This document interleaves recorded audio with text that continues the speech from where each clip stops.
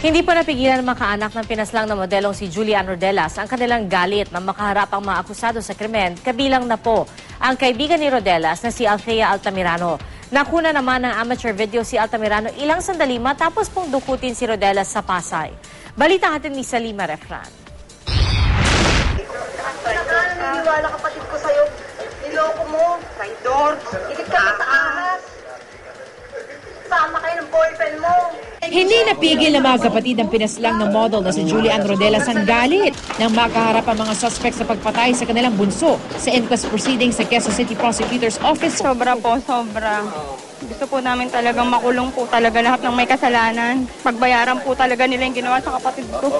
Sobra po nakakanginig nga po kung pwede nga lang saktan kaso baka may masabi pang iba kaya hindi na nga namin ginawa. Reklamong murder ang inihain laban sa magkasintang Althea Altamirano at Fernando Quiambao Jr. o JR na tinuturing na pangunahing suspect at mastermind sa pagdukot at pagpatay kay Julian. Murder din ang reklamong sinampa laban sa dalawa pang pinaghahanap na suspect. Walang piyansa para sa kanilang kaso. Tanging kasalanan ko dyan, ako boyfriend. Wala naman akong kinalaman talaga dyan. Well, the truth will set me free. Lalabas naman ang katotohanan sa korte. Reklamong illegal possession of firearms naman ang sinampa laban sa nadakip na suspect na si Jelan Pasiwilan na nauna ng tinanggi ang kinalaman sa pagpatay. Nagkataon lang po ako nandun sa hideout nila eh. Pero ang arestado ring suspect na si Jaymar Waraji, hindi sinampahan ng reklamo dahil posibleng gawing state witness.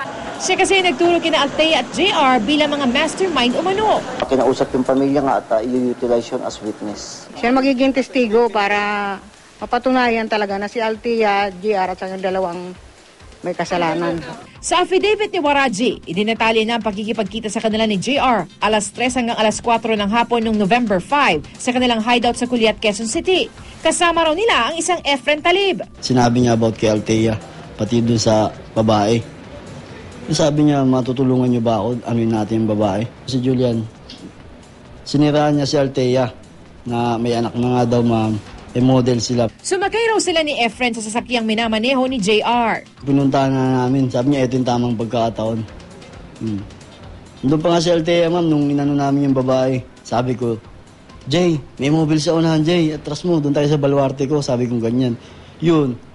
Parang narinig niya, RJ, sabi niya ganyan. JR, sabi niya ganyan. Sorry, alam niya rin siguro na may nagawa siya mali. Nakuna naman ang video ng DZME radio broadcaster na si Danny Atienza si Althea Altamirano ilang sandali raw matapos dukutin si Julian sa harap ng World Trade Center sa Pasay.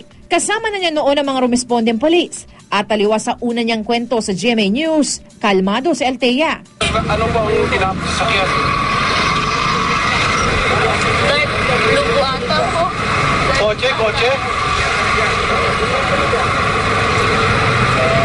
Hindi ko na nakita ko yun. Doon sa interview ni Althea, malinaw na talagang nililigaw nila ang investigasyon. Batay pa rin sa affidavit ni Waraji, sa parehong hideout sa Culiat dinala si Julian na iniwan nila ni JR sa isang kwarto kasama ni Efren Talib. Pagpasok namin na hideout, sabi ng labas muna kayo. Alam niyo na. Parang ganun man. Tapos narinig yung babae, wag po. Kasi hanggang sa wala na akong narinig. Umalis na raw si Waraji pero pinabalik din sa hideout dahil isang alias Aldos daw ang nagkakursunada kay Julian. Nang tanungin daw niya si Efren Talib kung anong balak sa biktima. Patayin yun, ma'am. Oo. Shoot to kill yun, ma'am. Hindi na raw siya sumama kina JR, Efren at alias Aldos pero sa kanila rin na lamang binaril na at pinatay si Julian. Sa pagitan ng pagdukot at pagpatay, nakunan si JR ng CCTV ng isang fast food sa UN Avenue sa Maynila.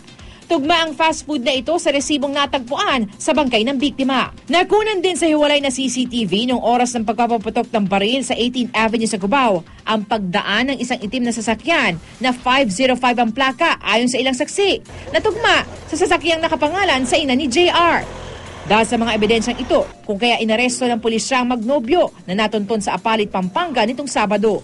Sabi po sa akin, tuturuan lang daw po eleksyon.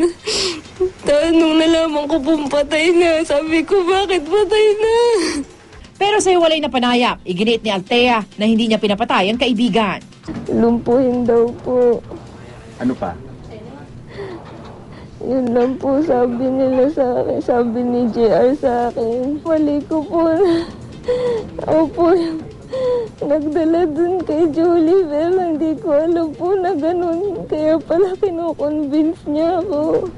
Nadalhin si Julie dun, nagasain pa pala.